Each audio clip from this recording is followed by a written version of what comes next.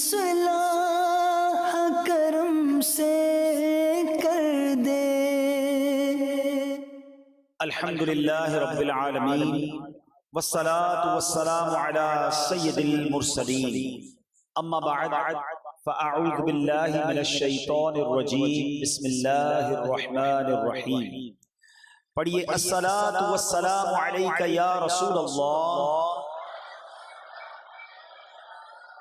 وعلی آلک واصحابک یا حبیب اللہ۔ الصلاة والسلام علیک یا نبی اللہ وعلی آلک واصحابک یا نور اللہ۔ پیارے پیارے اسلامی بھائیوں اور مدنی چینل کے ناظرین، درود پاک پڑھنے کے بے شمار فضائل و برکات ہیں۔ رسول اکرم نور مجسم صلی اللہ تعالی علیہ وآلہ وسلم کا فرمان عالی شان ہے، جو میرا امتی اخلاص کے ساتھ مجھ پر ایک مرتبہ درود پاک پڑھے گا، اللہ عز و جل اس پر 10 رحمتیں نازل فرمائے گا، اس کے 10 درجات بلند فرمائے گا، اس کے لیے 10 نیکیاں لکھے گا اور اس کے 10 گناہ مٹا دے گا۔ ایک درود اتنی ساری برکتیں۔ یقیناً ہمارے شب و روز کتابوں کے ساتھ، درس و تدریس کے ساتھ گزرتے ہیں، مگر کیا ہی اچھا ہو کہ زبان ذکر و درود سے بھی تر رہے۔ ہم میں سے کئی اسلامی بھائیوں کی خواہش ہوتی ہے کہ میرا بیان اچھا ہو جائے، میری بات اچھی ہو جائے، میری گفتگو لوگوں کو سمجھ آنے لگے، میری بات پر لوگ عمل کرنے لگیں۔ ہمیں استاد ہوں تو میرا سمجھانا میرے طلباء کو بھی سمجھ آئے، یہ ہماری ایک تمنا ہوتی ہے۔ میرا ماننا یہ ہے کہ جس کی زبان ذکر و درود سے تر رہتی ہے، اللہ اس کی زبان میں اثر پیدا کر دیتا ہے، اس کی باتیں میٹھی ہو جاتی ہیں۔ اگر آپ چاہتے ہیں کہ آپ کی زبان میں تاثیر پیدا ہو جائے، آپ اپنی زبان ذکر و درود سے تر کرنا شروع کر دیں، زیادہ سے زیادہ اللہ کے حبیب آخری نبی صلی اللہ تعالیٰ علیہ وسلم پر درود بھیجیں، پھر دیکھیں کہ زبان میں کیسی اللہ برکتیں ڈال دیتا ہے۔ یہی زبان اگر بری باتیں کرے گی تو پھر تاثیر نہیں رہے گی۔ اللہ مجھے بھی آپ کو بھی کثرت سے ذکر و درود کرنے کی توفیق عطا فرمائے۔ آئیے محبت کے ساتھ بآواز بلند درود پاک پڑھ لیں۔ صلو علی الحبیب صلی اللہ تعالی علی محمد صلی اللہ علیہ وسلم۔ آج میرے بیان کا جو موضوع ہے کہ اسلام کی جب دعوت شروع ہوئی، ارلی ڈیز آف اسلام، اسلام کے ابتدائی ایام کیسے تھے، وہ اسلام جو مکہ پاک سے پھیلنا شروع ہوا، یہ اقوام عالم میں، سارے جہان میں، دنیا کے کونے کونے میں کیسے پہنچ گیا۔ اسلام جب شروع ہوا تو چند ہی تو افراد تھے۔ سرور کائنات علیہ الصلوۃ والسلام نے اکیلے ہی اسلام کا کام شروع کیا، اور آج یہ کہا جاتا ہے کہ تقریباً 200 کروڑ مسلمان دنیا میں آباد ہیں، 2 ارب کے قریب مسلمان دنیا میں موجود ہیں، اور the most growing religion on earth, کائنات میں سب سے زیادہ تیزی سے جو پھیلنے والا مذہب ہے، الحمدللہ وہ ہمارا مذہب اسلام ہے۔ یہ کیسے ممکن ہو گیا کہ ایک مکہ پاک کی وادی سے چلنے والا پیغام آج دنیا کا کون سا کونا ہے جہاں کلمہ پڑھنے والا ہمیں نہیں ملتا؟ تو آئیے کہ ذرا تھوڑا سا اسلام کیسے دنیا میں پھیلا اس کے بارے میں چند مدنی پھول پیش کرتا ہوں۔ اسلام امن اور سلامتی کا دین ہے، یہ اخلاق و کردار سے پھیلا ہے۔ اس چمن کی آبیاری میں خود جناب رسالت مآب صلی اللہ تعالیٰ علیہ وسلم کی محنتیں اور کاوشیں اور آپ کی مقدس تک و دود کسی سے چھپی نہیں ہے، ڈھکی نہیں ہے۔ رمضان کے وہ دن تھے جب نبی پاک صلی اللہ تعالیٰ علیہ وسلم غار حرا کی تنہائیوں میں گوشہ نشین تھے۔ ایک رات تمام فرشتوں کے سردار حضرت جبریل امین علیہ الصلوۃ والسلام نے رب کا پہلا روح پرور پیغام بطور وحی آپ تک پہنچایا۔ پھر کچھ عرصے کے بعد سورہ مدثر کی یہ ابتدائی آیات نازل ہوئیں۔ بسم اللہ الرحمن الرحیم، یا ایہا المدثر قم فانذر وربک فکبر وثیابک فطہر والرجز فہجر۔ اے چادر اوڑھنے والے کھڑے ہو جاؤ، پھر ڈر سناؤ اور اپنے رب ہی کی بڑائی بیان کرو اور اپنے کپڑے پاک رکھو اور گندگی سے دور رہو۔ اپنے رب کا یہ حکم ملتے ہی آپ نے حق کا علم بلند کرنے اور پوری دنیا کو توحید کے نور سے منور کرنے کا پکا ارادہ فرما لیا۔ اللہ کے آخری نبی صلی اللہ تعالیٰ علیہ وسلم نے سب سے پہلے خفیہ طور پر لوگوں کو دعوت اسلام دی، ان لوگوں کو جن پر آپ کو اعتماد تھا اور جو آپ کے حالات سے واقف تھے۔ یہ وہ دور ہے جس میں حضرت خدیجہ، حضرت ابو بکر صدیق، حضرت علی بن ابی طالب، حضرت زید بن حارثہ اور حضرت بلال نے ایمان قبول کیا۔ یہ چھپ چھپ کر خفیہ تبلیغ جاری تھی۔ جس طرح پیاسا میٹھے اور ٹھنڈے پانی کی طرف لپکتا ہے، ایسے ہی خوش نصیب روحیں دیوانہ وار اس دعوت حق کو قبول کرنے کے لیے لپکتی۔ لیکن 3 سال کے عرصے میں ایک چھوٹی سی جماعت تیار ہو گئی۔ 3 سال کے بعد چھوٹی سی جماعت تیار ہو گئی۔ 3 سال کے بعد ایک اور آیت کریمہ نازل ہوتی ہے، وَأَنذِرْ عَشِيرَتَكَ الْأَقْرَبِينَ، اور اے محبوب اپنے قریبی رشتہ داروں کو ڈراؤ۔ 3 سال تک تو چھپ چھپ کر دعوت اسلام کا سلسلہ رہا نا۔ اچھا، یہاں میں تھوڑا سا بریک لوں گا۔ نبی پاک صلی اللہ تعالیٰ علیہ وسلم پر سب سے پہلے ایمان کون لایا؟ آپ کو معلوم ہے، مردوں میں حضرت ابو بکر صدیق رضی اللہ تعالیٰ عنہ، خواتین میں بی بی خدیجۃ الکبریٰ رضی اللہ تعالیٰ عنہا، اور بچوں میں، نوجوانوں میں مولا علی شیر خدا کرم اللہ تعالیٰ وجہ الکریم۔ یہ تینوں کون تھے؟ دا موسٹ کلوزسٹ، سب سے زیادہ جو نزدیک لوگ تھے نا، بہترین دوست، قریبی دوست حضرت ابو بکر صدیق، زوجہ محترمہ بی بی خدیجہ الکبریٰ، وہ بچہ جو بچپن سے ہی آغوش میں ہے مولا علی، یہ تینوں ایمان لے آئے رائٹ اوے، فوراً۔ اس سے سیکھنے کو کیا ملتا ہے؟ کہ نبی پاک کی ذات وہ ہے جو جتنا قریب ہوا اتنا دیوانہ ہو گیا ہے۔ وہ سمجھ گئے کہ یہ جو فرماتے سچ فرماتے ہیں۔ یہاں میرے اور آپ کے لیے ایک درس ہے۔ ہم سے نارملی جو لوگ دور ہوتے ہیں نا، وہ بڑی محبت کرتے ہیں، یار ماشاءاللہ کیا بیان کرتے ہیں، کیا شخصیت ہے، کیا جناب ان کا انداز ہے، کیونکہ وہ دور سے دیکھ رہا ہوتا ہے۔ لیکن ہم جیسے لوگوں کے کوئی کتنا قریب آتا جاتا ہے، اس کو ہمارے پرابلمز، ہمارے عیب نظر آتے ہیں، کہتے ہیں میں تو کچھ اور سمجھ رہا تھا حضرت کے بارے میں۔ یہ نہیں ہونا چاہیے۔ ہونا یہ چاہیے کہ جیسا ہمارا ظاہر ہے ایسا ہمارا باطن ہو۔ اب دیکھیں نا، باہر کے لوگ نارملی جب آپ مزار میں جاتے ہیں، مارکیٹ میں جاتے ہیں، چہرے پہ چونکہ داڑھی ہے، کئیوں کے سر پہ امامہ ہے، کوئی مسجد کے امام بھی ہوں گے، امام صاحب ذرا دعا کیجئے گا، ذرا بچے کو دم کر دیجئے۔ باہر کے لوگ دعا کرواتے ہیں، دم کرواتے ہیں۔ کبھی گھر والوں نے دعا کروائی؟ کبھی گھر والوں میں سے کسی نے دم کروایا؟ چھوٹی بہن کہے کہ بھائی جان ذرا دم کر دیں، بھائی کہے بھائی جان ذرا سر میں درد ہے دم کر دیں۔ کہ بعض اوقات گھر والوں کو پتہ ہوتا ہے اس کے دم میں دم ہی نہیں ہے، کیونکہ وہ گھر میں حالات ہمارے دیکھ رہے ہوتے ہیں کہ ہماری خلوتوں میں نماز، عبادت، ریاضت کتنی ہے۔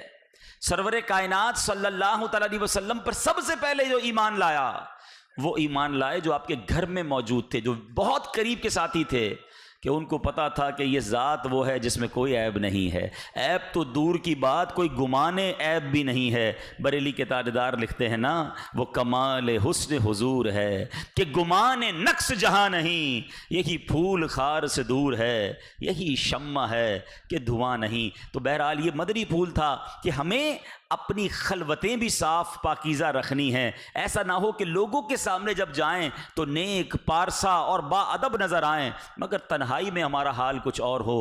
نبی پاک کی ان تنہائیوں، ان ریاضتوں، ان پاکیزگیوں کا رب کریم ہم سب کو صدقہ نصیب فرمائے۔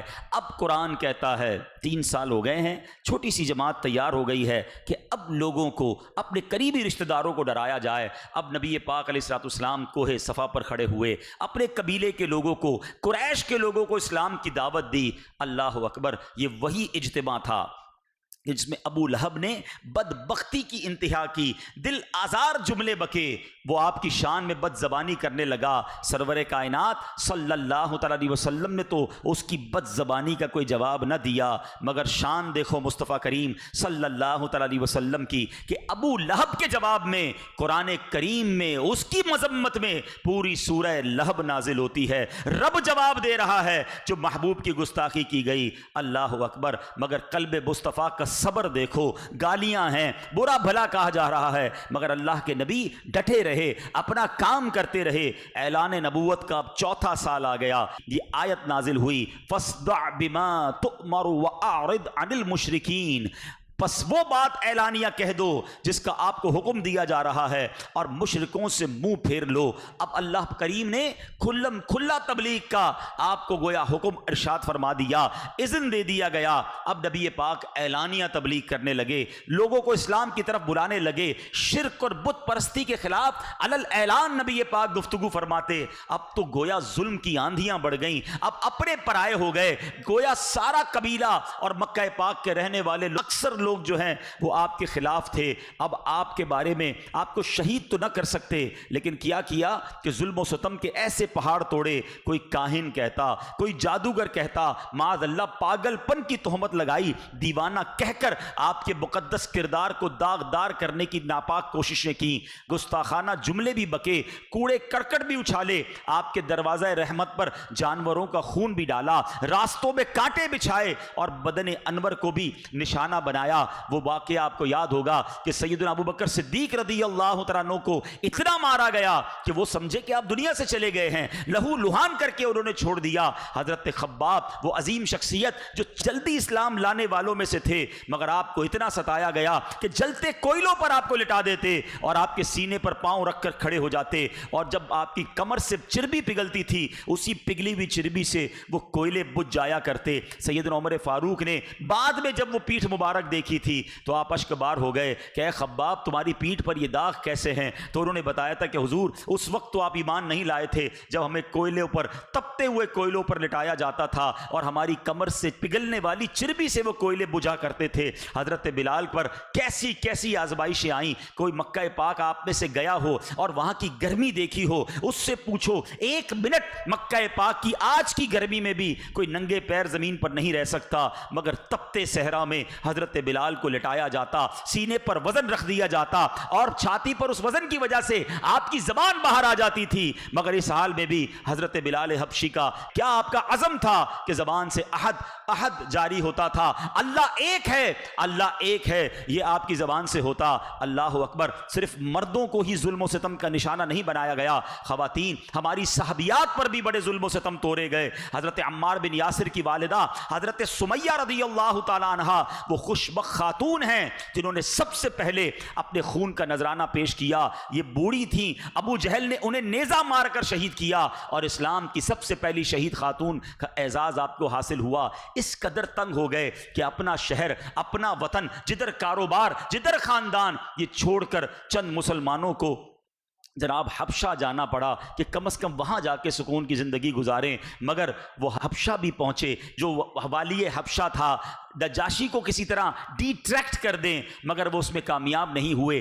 مگر ادھر بھی جا کر انہوں نے کوشش کی کہ ان کو واپس لایا جائے۔ میرے پیارے اسلامی بھائیوں، وہ شاب ابی طالب کو کون بھول سکتا ہے کہ جب سوشل بائیکاٹ کر دیا گیا، اعلان کر دیا گیا کہ ان کو ایک وادی میں قید کر دو، کوئی غلہ نہیں بیچے گا، کوئی کاروبار نہیں کرے گا، کوئی گفتگو نہیں کرے گا، یہ بھوکے پیاسے تنگ ہو کر واپس آئیں گے اور اپنے ایمان سے پھر جائیں گے۔ اس زمانے کا وہ سوشل بائیکاٹ کتنا خطرناک بائیکاٹ تھا، اس بائیکاٹ کو، اس انداز کو ایک شاعر نے اپنے جملوں میں کس طرح میرے پیارے اسلامی بھائیوں نقل کیا ہے کہ بڑی سختی سے کرتے تھے قریش اس گھر کی نگرانی، نہ آنے دیتے تھے غلہ ادھر تا حد امکانی، کوئی غلے کا سوداگر اگر باہر سے آ جاتا تو رستے ہی میں جا کر بو لہب کم بخت بہکا تھا، پہاڑوں کا درہ ایک قلعہ محصور تھا گویا، خدا والوں کو فاقو مارنا منظور تھا گویا، رسول اللہ لیکن مطمئن تھے اور صابر تھے، خدا جس حال میں رکھے اسی حالت پہ شاکر تھے، وہ بھوکی بچیوں کا روٹ کر فی الفور من جانا، خدا کا نام سن کر صبر کی تصویر بن جانا، تڑپنا بھوک سے کچھ روز آخر جان کھو دینا، وہ ماؤں کا فلک کو دیکھ کر چپ چاپ رو دینا، رضا و صبر سے دن کٹ گئے ان نیک بختوں کے کہ کھانے کے لیے ملتے رہے پتے درختوں کے، گزارے 3 سال اس رنگ سے ایمان والوں نے، دکھا دی شان استقلال اپنی آن والوں نے۔ میرے پیارے اسلامی بھائیوں، وہ 3 سال کٹے، وہ طویل واقعہ ہے کہ کیسے دیمک نے اس معاہدے کو کھایا اور کیسے مسلمانوں کو اس محاصرے سے جو ہے ان کی جان چھوٹی۔ الغرض سلسلہ یوں ہی چلتا رہا۔ اعلان نبوت کا اب 11 سال ہو گئے، 11 سال ہو گئے ہیں، اور مسلمانوں کی تعداد اب بھی مٹھی بھر ہے، کوئی سینکڑوں میں مسلمان نہیں ہو گئے۔ اب نبی پاک علیہ الصلوۃ والسلام حج کے موقع پر آنے والے قبیلوں کو دعوت اسلام دینے کے لیے منا تشریف لے گئے، کیونکہ حج کے لیے لوگ آتے تھے۔ مسجد عقبہ وہاں آج بھی موجود ہے، وہاں نبی پاک تشریف فرما تھے۔ 6 آدمی آپ کے پاس آئے اور نبی پاک نے نام و نسب پوچھا، قرآن کی چند آیتیں سنائیں، ان کو اسلام کی دعوت دی، جس سے یہ لوگ بے حد متاثر ہوئے۔ واپسی میں آپس میں کہنے لگے، یہودی اللہ پاک کے جس آخری نبی کے بارے میں بتاتے تھے یہ وہی نبی ہیں، لہٰذا ایسا نہ ہو کہ یہودی پہلے ایمان لے آئیں۔ یہ کہہ کر سب مسلمان ہوئے اور پھر مدینے جا کر اسلام کی دعوت دینا شروع کی۔ صرف 6 لوگ اسلام لاتے ہیں 11ویں سال اعلان نبوت کے حج کے موقع پر۔ اگلے برس اعلان نبوت کے 12ویں سال یہ 12 افراد آتے ہیں اور یہاں ایمان قبول کرتے ہیں۔ اور میرے اسلامی بھائیوں، اس کو بیعت عقبہ اولا، گھاٹی کی پہلی بیعت کہتے ہیں۔ اب میرے پیارے اسلامی بھائیوں، ان 11 لوگوں نے کہا کہ آپ ہمارے ساتھ کوئی ایک مبلغ کو بھیج دیں، ایک صحابی کو بھیج دیں جو ہمارے ساتھ مدینے آئیں، ہمیں اسلام کی ابتدائی باتیں بتائیں۔ اللہ اکبر! اب یہاں سے میرا اصل موضوع شروع ہوتا ہے۔ ایک تھوڑا سا ماحول بتانا تھا کہ یہ اسلام کتنی تکلیفوں کے ساتھ، کتنی مشکلوں کے ساتھ پھیلا، مگر اب مکہ پاک سے اسلام کو دوسرے شہر میں پہنچانا تھا، مدینہ طیبہ میں دعوت اسلام دینی تھی۔ اللہ اکبر! اللہ کے حبیب علیہ الصلوۃ والسلام نے مبلغ اسلام، صحابی رسول حضرت مصعب بن عمیر رضی اللہ تعالیٰ عنہ کا انتخاب کیا۔ میں تھوڑا سا ان صحابی کے بارے میں بتا دوں، one of the amazing personality. مجھے یقین کریں ان کی سیرت جب سے پڑھی ہے ان سے دل و جان سے پیار ہے۔ یہ مکہ پاک میں یوں سمجھیے کہ اس زمانے کے بہت بڑے مالدار گھرانے میں رہتے تھے۔ ان کے والد صاحب بہت رچ آدمی تھے، بہت پیسے والے تھے، اور جناب ان کے بارے میں آتا ہے بڑا مہنگا لباس پہنتے تھے۔ جب ایمان نہیں لائے تھے تو آپ ٹرینڈ سیٹر تھے۔ آج کے دور میں بھی آپ نے دیکھا ہوگا کہ کچھ نوجوان جیسا لباس پہن لیں، محلے والے ویسا پہننے کی کوشش کرتے ہیں، ان جیسا انداز اختیار کرتے ہیں۔ حضرت مصعب بن عمیر کے بارے میں آتا ہے مکے میں شہزادوں کی طرح رہتے، 600 دینار کا قیمتی لباس پہنتے، اور نوجوان آپ کو فالو کرنے کی کوشش کرتے۔ اس قدر خوبصورت اور ایسی جناب وہ شخصیت تھے، مگر جب ایمان لائے آپ کے گھر والوں نے آپ کو پہلے تو بہت مارا، اس کے بعد کہا کہ ہم گھر سے نکال دیں گے، سارا مال و دولت لے لیں گے۔ آپ نے کہا جو لینا ہے لے لو، ایمان نہیں چھوڑ سکتا، رسول پاک کی غلامی نہیں چھوڑ سکتا۔ اور جب آپ رسول پاک علیہ الصلوۃ والسلام کے پاس آئے، آپ کے جسم پر پورا لباس بھی نہیں تھا، چادریں پہنی ہوئی ہیں۔ اللہ اکبر! اپنا سارا عیش، ساری جناب مال و دولت سب چھوڑ کر نبی پاک کے قدموں میں آ گئے۔ اور نبی پاک نے کیسی تربیت فرمائی کہ اب وہی حضرت مصعب بن عمیر مدینہ منورہ میں پہلے مبلغ بن کر جا رہے ہیں۔ اللہ اکبر! کچھ مہینوں میں آپ کی انفرادی کوشش سے ایسا پانسا پلٹتا ہے کہ اب مدینے کی گلیوں میں اسلام پھیلنے جا رہا ہے، اب لوگ ایمان قبول کر رہے ہیں۔ حضرت مصعب بن عمیر کے بارے میں آتا ہے آپ اتنے نرم گو تھے، اتنے شفیق تھے، اتنے مہربان تھے، ایسی پیاری گفتگو کرتے تھے کہ بڑے سے بڑا دشمن آتا، آپ جب اس سے بات کرتے وہ ایمان قبول کر لیتا۔ اب سنیے گا، اسد بن زرارہ کے پاس آپ نے قیام فرمایا۔ یہ قبیلہ بنی سلم کے سردار تھے اور انہی کی معاونت سے وہ لوگوں کو اسلام کی دعوت دیتے رہے۔ اب قبیلہ بنی ظفر کے جب ایک باغ میں داخل ہوئے تو کچھ نئے مسلم بھی آ گئے، ان کے ساتھ بیٹھ گئے، اور باقی لوگ بھی آ گئے کہ جو مسلمان نہیں ہوئے تھے کہ دیکھیں کیا ہوتا ہے۔ حضرت مصعب بن عمیر نے سب کو نیکی کی دعوت پیش کی۔ آپ کا انداز بیان بڑا متاثر کن تھا۔ سعد بن معاذ اور اسید بن حدیر یہ قبیلہ بنی عبد الاشہل کے چوٹی کے سردار تھے، یہ ابھی دامن اسلام سے وابستہ نہیں ہوئے تھے۔ جب انہیں یہ بات ہوئی کہ اسد بن زرارہ کے ساتھ ایک مکی نوجوان داخل ہوا ہے اور لوگوں کو اسلام کی طرف بلا رہا ہے، ہمارے مذہب سے تبدیل کر رہا ہے، اللہ اکبر! تو اب سعد بن معاذ نے اسید بن حدیر سے کہا کہ جائیں اس نوجوان کو سمجھائیں، ہمارا شہر چھوڑ کر چلا جائے، کیوں اپنے دین کی بات کرتا ہے۔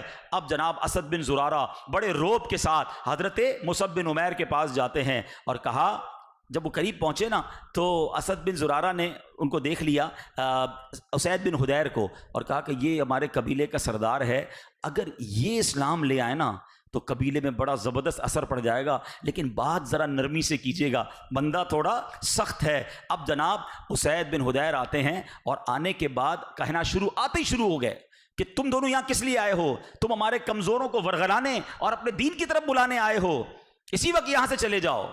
اب مبلغ اسلام حضرت مصعب بن عمیر، نور والا چہرہ، چمکتا چہرہ، عظیم مبلغ ہیں، اسید بن حدیر کی طرف دیکھا، نہایت نرمی اور میٹھے لہجے میں کہا میری ایک بات پہلے سن لیجئے، ہیں اگر آپ خیر و بھلائی چاہتے ہیں۔ اسید بن حدیر تو لڑنے کے لیے آئے تھے، انہوں نے جب نرم لہجہ سنا تو پگھل گئے، کہتے ہیں کہ خیر و بھلائی سے تمہاری کیا مراد ہے؟ حضرت مصعب بن عمیر نے کہا پہلے بیٹھ تو جائیے، ذرا بیٹھ کے میری بات تو سنیے، ہیں اگر سمجھ آ جائے تو مان لیجئے گا، ورنہ آپ کی مرضی۔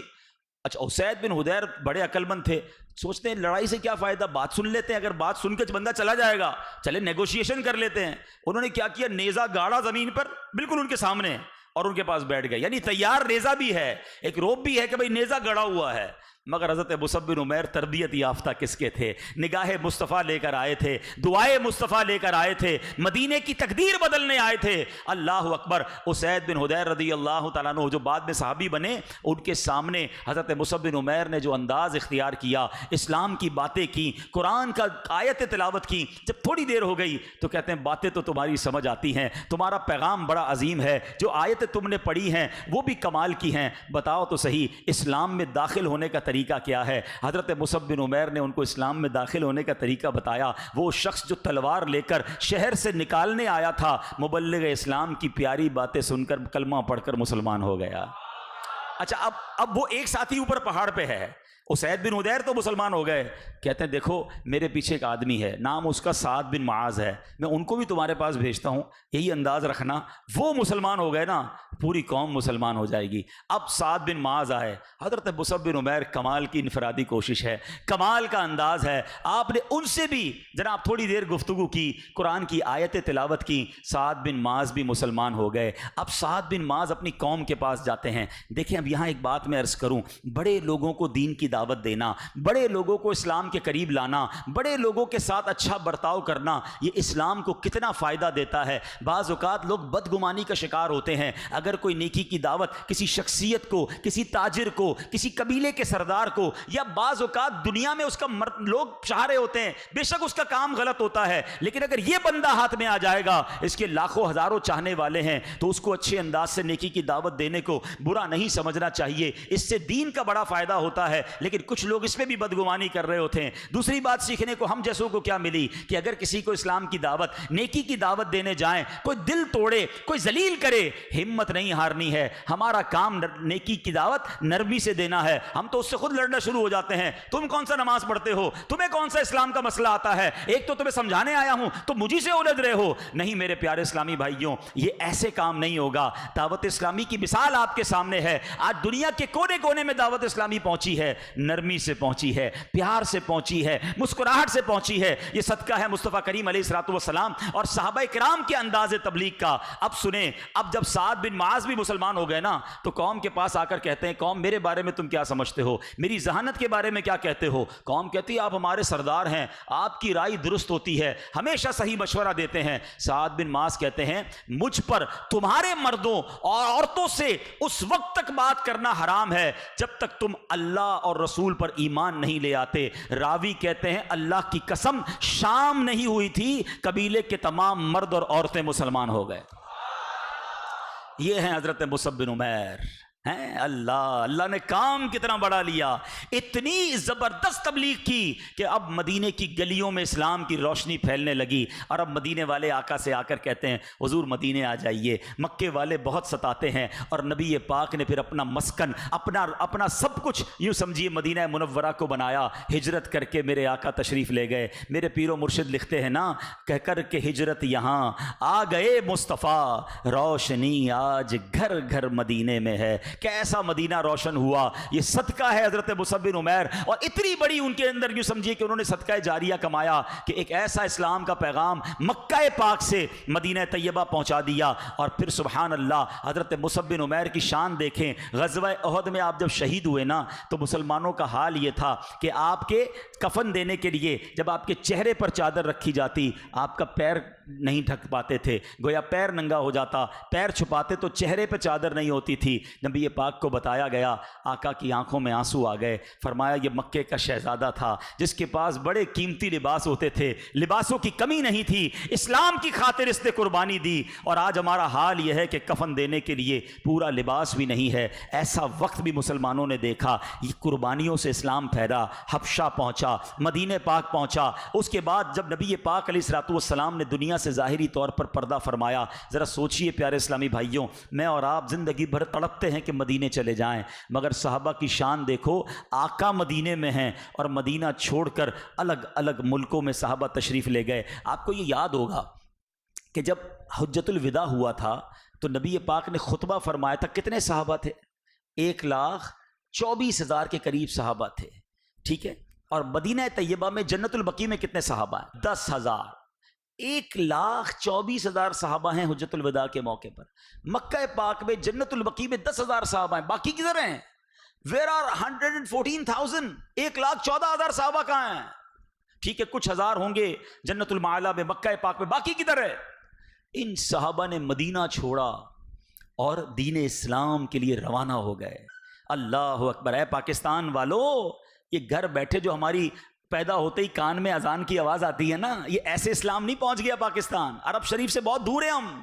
یہ پہنچا کیسے؟ یہ صحابہ نے قربانیاں دی، انہوں نے ٹریول کیا۔ اسٹارٹ میں صحابہ کرام کوفہ تشریف لے گئے، اور حضرت مولا علی، سعد بن ابی وقاص، سعید بن زید اور نعمان بن بشیر اور عدی بن حاتم، اشعب بن قیس، جابر بن سمرہ، اکثر صحابہ آخری عمر تک کوفے میں رہے، وہیں مدفون ہوئے۔ ان حضرات کی درس و تدریس اور مسجد علم و فضل کا چرچا کوفے میں صدیوں رہا۔ تبلیغ اسلام کے لیے بصرہ کا سفر کیا گیا، احادیث کے علم کو پھیلانے کا سفر کیا گیا۔ بصرہ میں حضرت ماقل بن یسار، حضرت عبداللہ انس بن مالک، اقرا بن حابس، عثمان بن ابی العاص اور دیگر صحابہ کرام نے تبلیغ کا کام وہاں کیا۔ کچھ صحابہ نے مصر کا سفر کیا، عبداللہ بن عمر، خارجہ بن حذافہ، ابو بصرہ، دیگر صحابہ نے مصر میں تعلیم دین کا سلسلہ شروع کیا۔ فتوحات مصر میں حضرت عمر بن عاص کی وہاں رہائش کے بعد مرکز خلافت کی جانب سے تعلیم و تعلم اور اسلام کی اشاعت و تبلیغ کے لیے صحابہ کرام کی ایک اور مختصر جماعت بھیجی گئی، جس میں مشہور سپہ سالار حضرت عبداللہ بن جراحہ رضی اللہ تعالیٰ عنہ نے جب شام پر یہ الغار کی تو اسے مملکت اسلامیہ میں داخل کر دیا۔ پتہ یہ چلا کہ فوراً ہی صحابہ کرام نے یہ ریئلائز کر لیا تھا کہ اب دیگر ملکوں کا سفر کر کے اسلام کو وہاں تک پہنچانا ہے، اور یہ آہستہ آہستہ کام ہوتا رہا۔ چائنا کے اندر لوگ بتاتے ہیں حضرت سعد بن ابی وقاص رضی اللہ عنہ کا مزار ہے، مختلف روایتیں ہیں، مگر ایک روایت کے مطابق غوانزو کے اندر آپ کا مزار ہے۔ کبھی دنیا کا نقشہ کھولیے گا، کدھر عرب شریف، کدھر چائنا۔ پاکستان سے بھی جو جہاز میں جاتے ہیں نا، 8 سے 10 گھنٹے جہاز اڑتا ہے تب جا کے چائنا آتا ہے۔ اس زمانے میں تو جہاز نہیں تھا، گھوڑے، اونٹ، پتہ نہیں کتنے سمندر بیچ میں آئے ہوں گے، کتنے برفانی پہاڑ بیچ میں آئے ہوں گے، یہ اتنا دور چلے گئے۔ اچھا، پہلے کا سفر ایسا نہیں ہوتا تھا کہ ابھی جا رہا ہوں 4 دن بعد آ رہا ہوں، پہلے سفر ہوتا تھا واپس نہیں آ پاتے تھے، وہ ونس ہی سفر ہوتا تھا۔ اس کی آپ کو میں ایک مثال دیتا ہوں، جو لاہور سے آئے ہیں، پاک پتن کے قریب سے آئے ہیں، جو ملتان کے قریب سے آئے ہیں، آپ کے شہروں میں مزارات ہیں، مزارات پہ جاتے ہیں، اچھی بات ہے، لیکن کچھ سیکھنے کے لیے بھی تو جاؤ نا۔ ان مزارات اولیاء پر ایک چیز چیک کیا کرو، یہ بزرگ جو ہیں یہ پیدا کہاں ہوئے تھے؟ آج ملتان میں مزار ہے، لاہور میں ہے، پاک پتن میں ہے، اوکاڑا میں ہے، اور جناب کدھر بھی ہے، کراچی میں ہے۔ یہ پیدا کراچی میں نہیں ہوئے تھے۔ عبداللہ شاہ غازی رحمۃ اللہ تعالی کراچی کے پیدائشی نہیں ہیں، حضرت یوسف شاہ بابا کراچی کے نہیں ہیں، بہاؤدین زکریا ملتانی ملتان کے نہیں ہیں، داتا گنج بخش لاہور میں پیدا نہیں ہوئے، یہ کہیں اور پیدا ہوئے، کسی اور ملک میں تھے۔ اسلام پھیلانے کے لیے یہاں آئے اور پھر یہیں کے ہو گئے۔ ہم سے 3 دن مدنی قافلے میں، 12 دن مدنی قافلے میں، 12 ماہ مدنی قافلے میں سفر نہیں ہوتا۔ یہ تو زندگی کے مدنی قافلے میں چلے گئے نا، کہ وہیں اسلام پھیلایا، وہیں بس گئے، وہیں قبریں بنی۔ ہماری تو آبائی قبرستان ہوتے ہیں، دادا کدھر ہیں؟ ادھر، والد کدھر ہیں؟ اس قبرستان میں، ادھر ہی پیدا ہوئے، ادھر ہی مرنا ہے، اپنے گاؤں سے باہر جانا ہی نہیں ہے۔ ایسے دین کا کام کیسے ہوگا؟ ہم گھر بیٹھے مسلمان بنے، مگر اسلام کی روشنی پھیلائی ہمارے صحابہ نے، اور پھر یہ بیڑا اٹھایا اولیاء کرام نے۔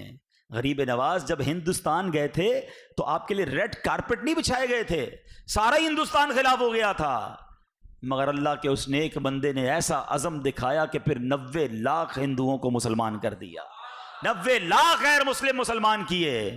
داتا گنج بخش لاہور آئے تھے تو ویلکم نہیں کیا گیا تھا، مگر آپ ڈٹے رہے اور آج مرکز الاولیاء بنا دیا۔ تو بہرحال میرے پیارے اسلامی بھائیوں، یہ ہے اسلام پھیلنے کا انداز۔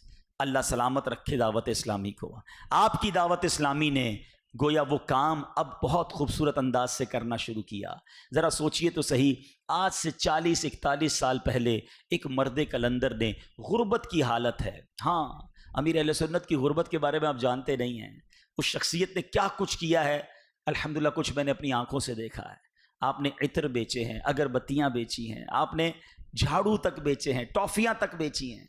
وہ یتیم بچپن سے ہی ہو گئے، ماں باپ کا سایہ جلدی چلا گیا ہیں، والد صاحب تو آپ کے بہت ہی شروع میں دنیا سے چلے گئے، لیکن آپ نے یہ کام کیا، ہمت نہیں ہاری۔ کراچی کے ایک چھوٹے سے علاقے سے دعوت اسلامی خارا در سے شروع ہوتی ہے، پھر کراچی کے قریب کے شہروں میں، پھر پنجاب میں، اور پھر آہستہ آہستہ آہستہ دنیا کے مختلف ملکوں میں پہنچتی ہے۔ اور آج دنیا کا کون سا کونا ہے جہاں دعوت اسلامی دین متین کی خدمت نہیں کر رہی، مسلک اعلیٰ حضرت کا پرچار نہیں کر رہی، غیر مسلموں کو مسلمان نہیں کر رہی۔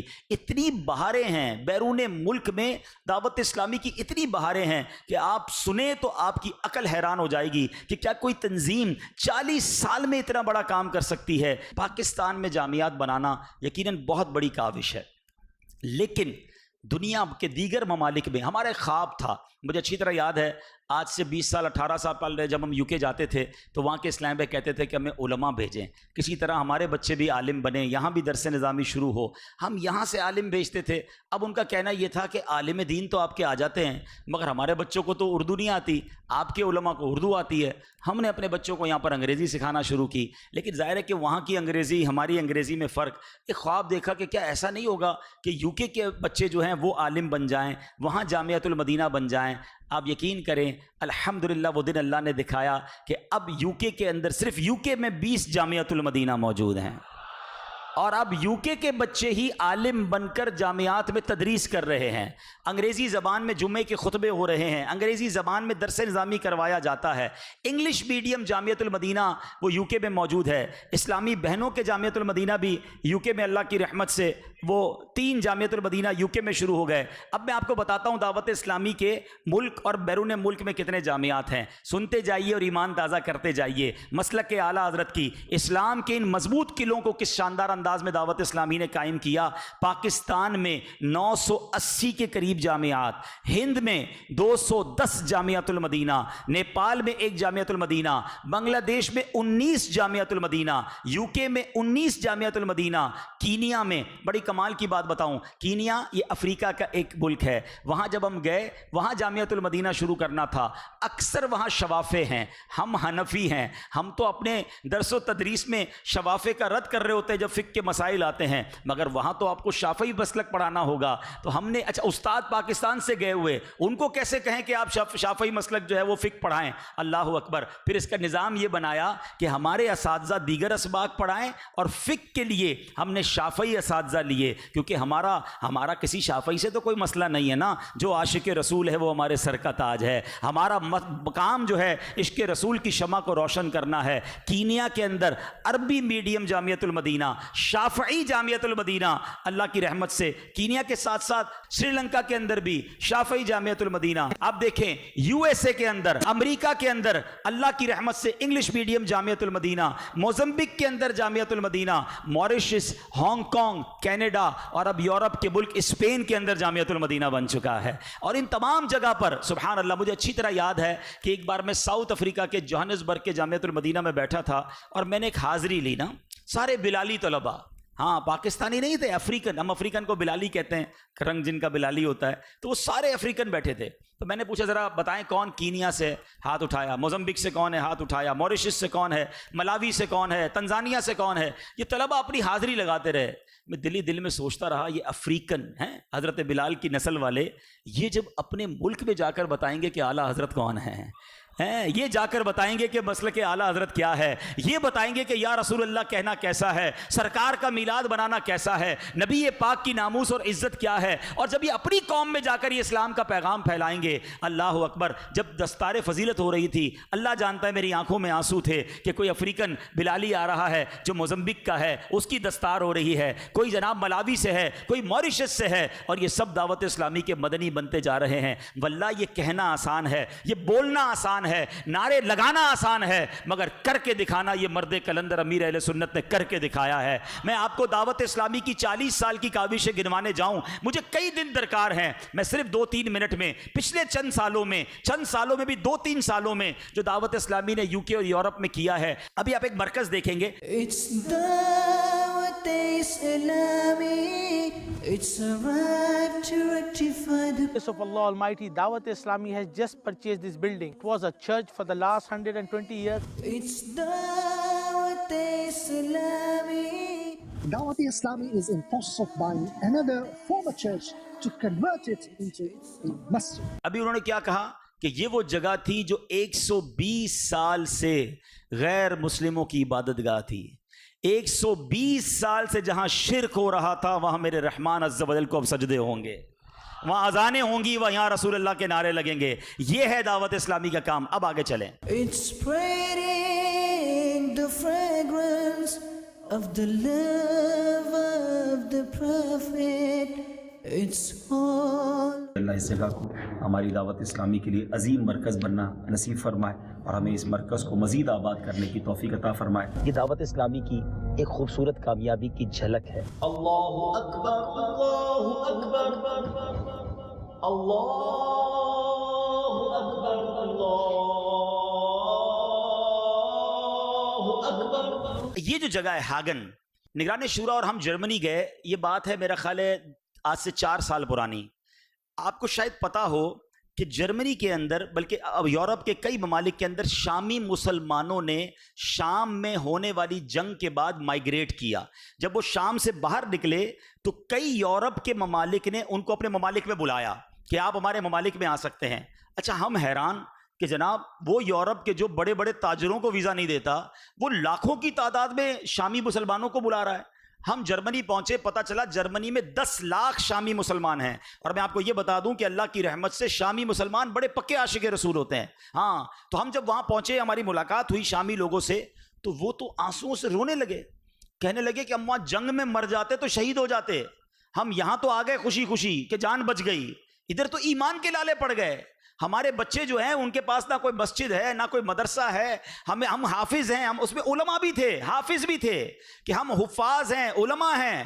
خدا کے واسطے ہمیں کوئی سینٹر بنا دیں جہاں اپنے بچوں کو ہم قرآن پڑھائیں، ہم نماز پڑھائیں. ہم اپنے بچوں کو لے کر کہاں جائیں؟ ہم تو غریب بے سر و سامان ہیں، ہمیں مسجد کون بنا کر دے گا؟ یہ ہاگن میں دعوت اسلامی کا کوئی ایک بھی ذمہ دار نہیں رہتا. ہم نے وہاں جگہ ڈھونڈی، یہ غیر مسلموں کی عبادت گاہ تھی، اس کو خریدا گیا، یہ مرکز بنا، یہ مسجد بنی. امیر اہل سنت نے اس کا نام بھی فیضان ایمان عطا فرمایا.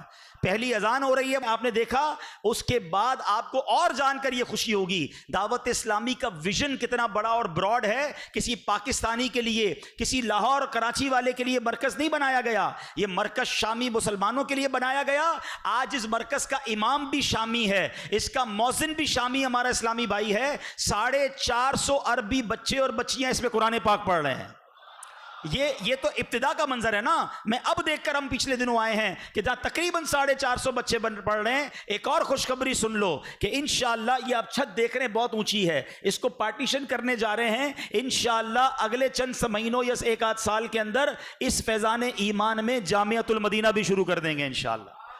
یہ ہے دعوت اسلامی. ساری اقوام عالم میں کام کرنا ہے، صرف اپنے وطن کے لوگوں کے لیے نہیں. یہ ایمان بچاؤ تحریک ہے. ان سب کا ایمان خطرے میں تھا. یہ آنسو سے رو رہے تھے کہ خدا کے واسطے ہمیں کوئی جگہ دیں جب بچوں کو قرآن پڑھائیں، نماز پڑھائیں. ہمارے پاس جگہ نہیں، بچے غیر مسلم یا معاذ اللہ مرتد نہ ہو جائیں. یہ کیا کام دعوت اسلامی نے. آگے چلیے. لا الہ الا اللہ محمد رسول اللہ.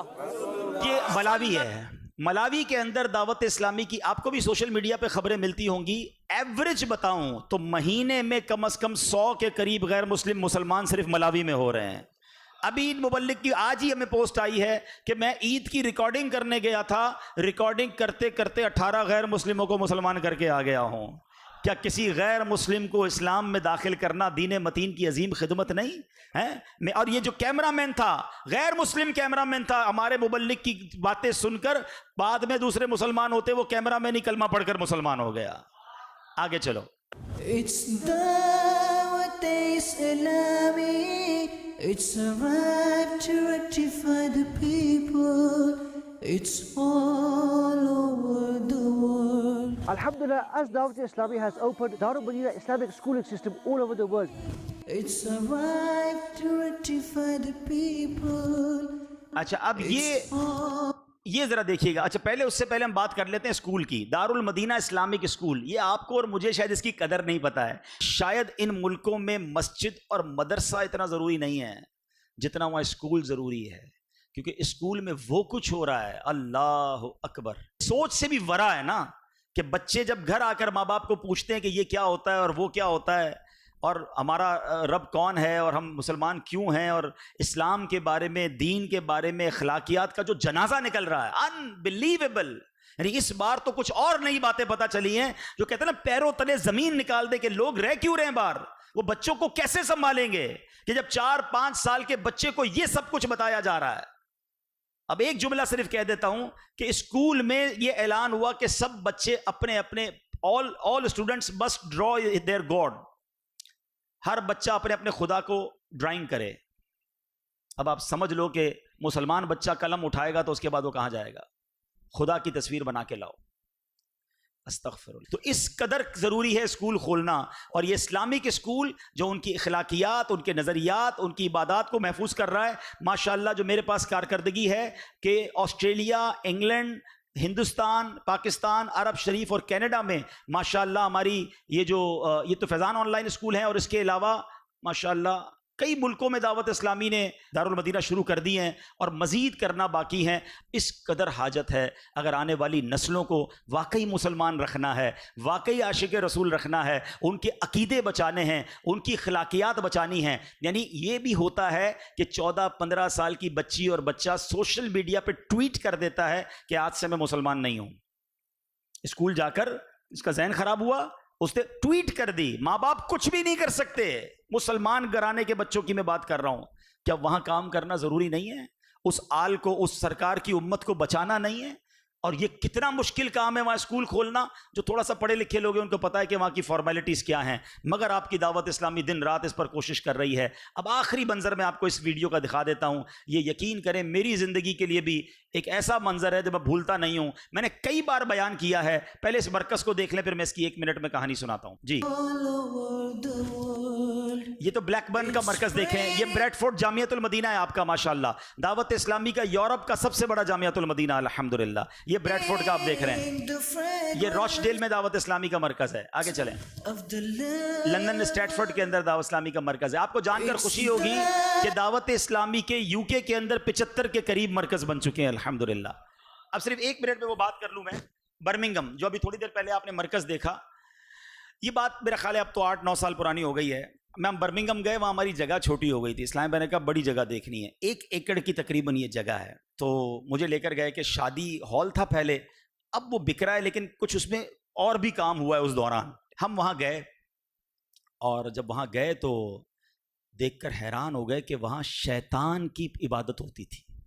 ایک انگریزی میں کہتے ہیں فری میسن ورشپر، جہاں شیطان کی پوجا ہوتی تھی، اور وہ پوری بلڈنگ کالی، اندر سے دیواریں بھی کالی، زمین بھی کالی، کھڑکیاں بھی کالی، ایک روشنی کا کس کو کہتے ہیں نا کہ ایک نقطہ بھی اندر نہیں آ سکتا، ایسی بلیک۔ اور اس کے اندر جب ہم گئے تو یقیناً مجھے بھی کچھ گھبراہٹ سی ہونے لگا، جو آتا ہے بھاگ جاتا ہے، کوئی لیتا نہیں ہے اس جگہ کو۔ تو میں نے کہا ہمارا تو نعرہ یہی ہے شیطان کے خلاف جنگ جاری رہے گی، اس سے اچھی کون سی جگہ ہے؟ یہی جگہ ہم نے لینی ہے انشاءاللہ، جدھر شیطان کی پوجا ہوتی تھی اب یہاں رحمان کو سجدے ہوں گے انشاءاللہ۔ ہم نے سارے کمروں میں قرآن خوانی کرائی، نعرے لگائے، درود شریف پڑھوائے، کمروں میں جو بھی تھا اگر تھا بھی تو وہ آگے پیچھے کیا، اور آج اللہ کی رحمت سے وہاں مسجد ہے، جامعۃ المدینہ ہے، مکتبۃ المدینہ ہے، مدنی چینل کا اسٹوڈیو ہے، اسلامی بہنوں کے اجتماعات ہوتے ہیں، دعوت اسلامی کا عظیم مرکز بن چکا ہے۔ اب آؤ نعرہ لگاؤ، شیطان کے خلاف جنگ، खाली नारा नहीं, प्रैक्टिकल जंग जारी है और इंशाअल्लाह आला हजरत के पीछे चलेंगे तो जीत भी हमारी रहेगी इंशाअल्लाह। तो ये है दावत इस्लामी। एक छोटी सी वीडियो और है ताकि आपको पता चले कि मीडिया की तारीख में जो दावत इस्लामी ने कर दिखाया है। मदनी चैनल उर्दू में तो आप देखते हैं, ठीक है ना, माशाल्लाह, जो उसकी व्यूवरशिप है, जो लोग उससे सीख रहे हैं, मगर उन ममालिक का क्या होता जो उर्दू नहीं समझते। उर्दू में, फिर बांग्लादेश में, बंगला मुसलमानों के लिए, आपको पता है बंगाली कितने हैं दुनिया में? तकरीबन 20 करोड़ बंगला ज़बान बोलने वाले बांग्लादेश में हैं और बताया जाता है इतने ही उनके बाहर हैं। 40 करोड़ बंगला भाषी हैं दुनिया में। अगर उन तक इस्लाम और दीन की मसलक आला हज़रत की बात पहुंचानी थी तो बंगला ज़बान में मदनी चैनल शुरू किया गया। अरबी दुनिया में काम करना है तो अरबी में मदनी चैनल शुरू कर रहे हैं, हम यूट्यूब पे शुरू कर चुके हैं। इंग्लिश, अरबिक और बंगला में कैसे काम हो रहा है मदनी चैनल पर, एक शॉर्ट वीडियो डॉक्यूमेंट्री देखते हैं, फिर मैं इंशाल्लाह आपसे इजाज़त लूँगा। सल्लू अलल हबीब। It's Dawat Islami. It's a right to rectify the people. It's all over the world. Viewers of Madani channel, anything which happen to associate with the Quran, that thing is the best of the best. People, it's all over the world. The Prophet of Allah, alayhi salatu wassalam, let us pass over the bridge of Sirat without the path even realizing it. It's spreading the fragrance of the love. Ghulam Rasool, why did he start recitation of the Quran as soon as he entered the house? Unity remains in the house by reciting Suratul Ikhlas, Qul Huwallahu Ahad, after entering the home, and it brings blessings in the sustenance. It's Dawat Islami. It's a right to rectify the people. It's all over the world. A few words of Nabi sallallahu alaihi wasallam in which he explained what are the rank and the status of parents in Islam. It's Dawat Islami. It's a right to rectify the people. It's all over the world. It's spreading the fragrance of the love of the Prophet. It's all over.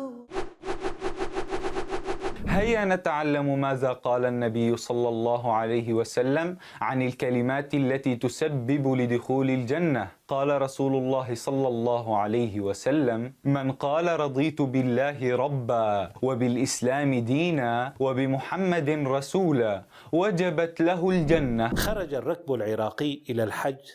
یہ وہ امام صاحب ہیں جو جرمنی کے مرکز کے امام بھی ہیں، شامی امام بھی ہیں، عالم دین بھی ہیں، اور یہی ہمارے مرکز کے امام بھی ہیں. جی.